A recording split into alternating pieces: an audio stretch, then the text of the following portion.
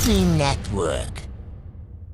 አሰላሙ አለይኩም ወራህመቱላሂ ወበረካቱ። ድን የተከበራችሁ የኡስሚ ዩቲዩብ ቻናል ቤተሰቦች አድማጭ ተመልካቾቻችን ከያላችሁበት ቦታ ሰላም መልካሙን ተመኘው። መደመጥ ያለባቸው ወሳኝ የሆኑ መረጃዎችን ይዤላችሁ ቀርብ ያለሁ። የመጀመሪያው መረጃዬ የአዲስ አበባ የቤቶች ልማት ኮርፖሬሽን በከተማ አስተዳደሩ በተለያዩ ክፍለ ከተሞች ተገንብተው በተጠናቀቁ የ40 በ60 የጋራ መኖሪያ ቤቶች ለሽያጭ ሊያቀርብ እንደሆነም ሰምተናል። ከዚህም ጋር ተያይዞ ለሽያጭ የሚቀርበው በጨረታ ነው። ሙሉ ዝርዝርና መረጃውን ለእናንተ አደርሳለሁ። የአማራ ክልል መሬት ቢሮ ያወጣውን አዲሱን የመሬት ሕግ በተመለከተ ከናሽናል አይዲ ወይም ደግሞ ከብሔራዊ ፋይዳ መታወቂያ ጋር በተያያዘ ማገናኘት እንዳለበትም ያትት መረጃ ከጄ ይገኛል። በሌላኛ መረጃችን ደግሞ ግምታዊ ዋጋቸው ከ37 ሚሊዮን ብር በላይ ይሆናል የተባለው የአገልግሎት ጊዜያቸው ያለፈባቸው ምግብና መድኃኒት ማስወገዱን የአዲስ አበባ ምግብና መድኃኒት ባለስልጣን አስታውቋል። ይህንም እነግራችኋለሁ። እስከ ቪዲዮ ፍጻሜ አብራችሁን ቆዩ። ቪዲዮአችን ላይክ፣ ሼር ማድረጋችሁን አትርሱ። በቀዳሚነት የምናየው የአዲስ አበባ ቤቶች ልማት ኮርፖሬሽን ያወጣውን የሽያጭ መግለጫን በተመለከተ ይሆናል።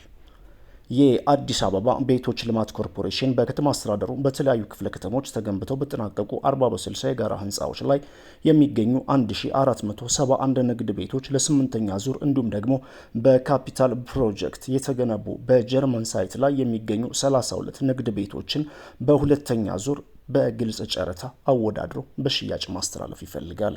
በመሆኑም ኮርፖሬሽኑ በግልጽ ጨረታ ያቀረባቸው ንግድ ቤቶች ተወዳድሮ መግዛት የሚፈልጉ ማንኛውም ተጫራች የተዘጋጀውን የጨረታ ሰነድ ከጥር 16 ቀን 2018 ጀምሮ ባሉት 21 ቀናት በአንላይን በዌብሳይት የዌብሳይቱ ሊንክ ተቀምጧል በመግባት አስፈላጊ ምዝገባ በማድረግ የማይመለስ 1000 ብር በቴሌ ብር አማካኝነት ክፍያ በመፈጸም የጨረታ ሰነድ በሶፍት ኮፒ መግዛት የሚችሉ ሲሆን ተጨማሪ መረጃ ካስፈለገ ቅዳሜን ሙሉ ቀን ጨምሮ ከጧቱ 2 ሰዓት እስከ ምሽቱ 11 ሰዓት ከ30 ድረስ ከዚህ በበታች ባለው ሰንጠረዥ በተገለጹት ቦታዎች ላይ እገዛ ማግኘት እንደሚችሉ እናስታውቃለን ይላል። አድራሻም አንደኛ አዲስ አበባ ቤቶች ልማት ኮርፖሬሽን ምስራቅ ቅርንጫፍ ቦታ 49 ማዞሪያ ቦሌ አያት 2 ሳይት ሎሚ ከለር።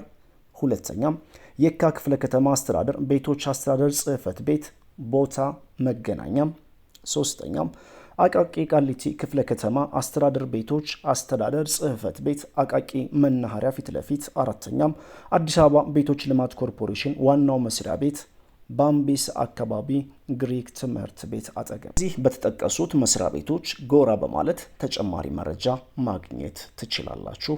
በሁለተኛ ደረጃ የምናየው ከምግብ ጋር በተያያዘ ግምታዊ ዋጋቸው ከ37 ሚሊዮን ብር የሆነ የአገልግሎት ጊዜ ያለፈባቸው ምግብና መድኃኒቶችን ማስወገዱን የአዲስ አበባ ምግብና መድኃኒት ባለስልጣን ተናግረዋል። ባለስልጣኑ ይህንን ያለው የ2018 በጀት ዓመት የ6 ወራት እቅድ አፈጻጸሙን በገመገመበት ወቅት መሆኑም ተሰምተዋል። የተወገዱት ምግቦች በአብዛኛው የታሸጉ ምግቦችና መጠጦች ሲሆኑ በአቀማመጥ ምክንያት ለከፍተኛ የፀሐይ ብርሃን የተጋለጡም እንደሚገኙ በባለስልጣኑ የጤና ተቋማትና ባለሙያዎች ቁጥጥር ዳይሬክተር አቶ ገልግሎ ኦልጀራም ነግረውናል።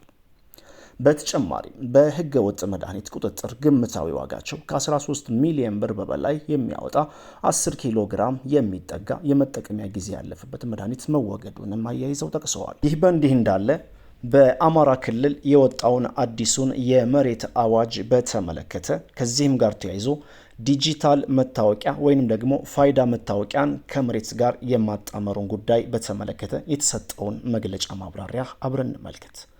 የአማራ ክልል መሬት ቢሮ ኃላፊ ሲሳይ ዳምጤ ብሔራዊ መታወቂያ ወይንም ደግሞ ፋይዳ ዲጂታል ትራንስፎርሜሽን እቅድ መሳካት አይነተኛ ሚና እንዳለውም ተናግረዋል። የክልሉ የገጠር መሬት መረጃ አስተዳደር ከኋላ ቀርና ብልሹ አሰራር ለማላቀቅ ወደ ዲጂታላይዜሽን ለማሳደግ ሲሰራ መቆየቱንም ጠቅሰዋል።